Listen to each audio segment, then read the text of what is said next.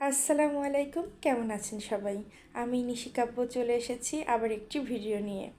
প্রতিদিন তো আমার খাবারই প্রথমে রেডি করি সকালে উঠে, তবে আজকে বাবুর খাবারটা আগে রেডি করেছিলাম। এই জন্য প্রথমেই আমি চিড়ে নিয়ে নিয়েছি। চিড়েটাকে আমি ভালো করে পানি দিয়ে কষলে কষলে ধুয়ে নিয়েছি। ধুয়ে নেওয়ার পরে চিড়াটাকে আমি কিছুক্ষণ ভিজিয়ে রেখেছি ওভাবেই। তারপরে ভিজে গেলে হাত দিয়ে ভালোভাবে চটকে নিয়েছি। চটকানো হয়ে গেলে তার মধ্যে দিয়ে দিলাম পাকা আম। আমটাকেও ভালো করে হাত দিয়ে চটকে চিড়ের সঙ্গে মিশিয়ে নেব। মেশানো হয়ে গেলে দিয়ে দেব দুধ। আর আমার বাবু যেহেতু ফর্মুলা মিল্ক খায়, এই জন্য আমি সেটাই এখানে ব্যবহার করব। দিয়ে দিলাম 1 চামচ দুধ আর দিয়ে দিলাম 30 ml পানি। যেহেতু এটার একটা মাপ থাকে, প্রতি 1 চামচ দুধের সঙ্গে 30 ml দুধ দিতে হয়। এটা অবশ্য যাদের বাচ্চারা ফর্মুলা মিল্ক খায় সব মায়েরাই জানেন। তারপরে ভালো করে মিশিয়ে নিলাম। এই তো আমার বাচ্চার খাবার রেডি হয়ে গিয়েছে। ওকে খাইয়ে দাইয়ে তারপরে আমি আমার খাবারটা রেডি করে নিলাম। এখানে আমি লাল আটার রুটি পরোটা নিয়েছি, আসলে 3 কোনা করে ভেজে নিয়েছি, কারণ আমার অত্যন্ত পছন্দের এই 3 কোনার পরোটা। আসলে ছোটোবেলার অনেক স্মৃতি জড়িত আছে তো এই লাল আটার পরোটার সঙ্গে। তারপর সেটা যদি আবার 3 কোনার হয়, আর ছোটো সময় এটা গরম পরোটা চিনি দিয়ে খেতাম, অসম্ভব পছন্দের ছিল। আম্মু করে দিত, এটা খেয়েই আর কি স্কুলে যাইতাম সকালে। অনেক কথাই আসলে মনে পড়ে যায়, অনেক কিছুই বলে ফেলি এগুলা দেখলে পরে। তারপরে আর কি ডিম ভেজে নিলাম। আচ্ছা, আমার মতো আপনারা আর কে কে আছেন বলেন তো, যে সকালে ডিম না হলে সকালটা শুরুই হয় না?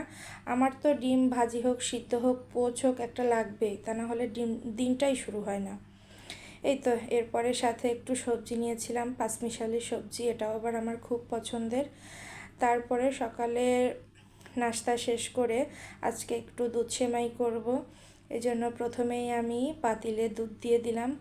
আর পাতিলে দুধ ঢালার আগে একটু যদি পানি দিয়ে নেওয়া যায় তাহলে দুধটা আর কি নিচে লেগে যায় না।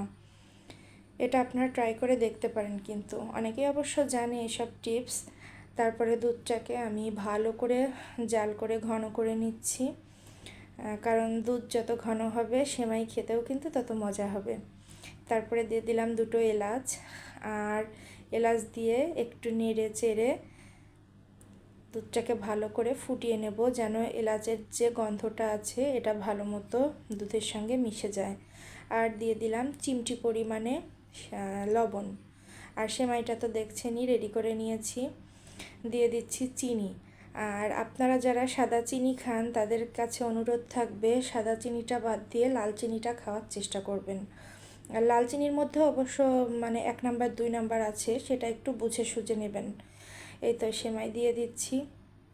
আপনাদেরকে একটা কথা বলি, আসলে এই যে আমার সেমাই রান্নার যে ভিডিওটা, আমি এটা থেকে রিলস করে 1 মিলিয়ন ভিউ পেয়েছিলাম।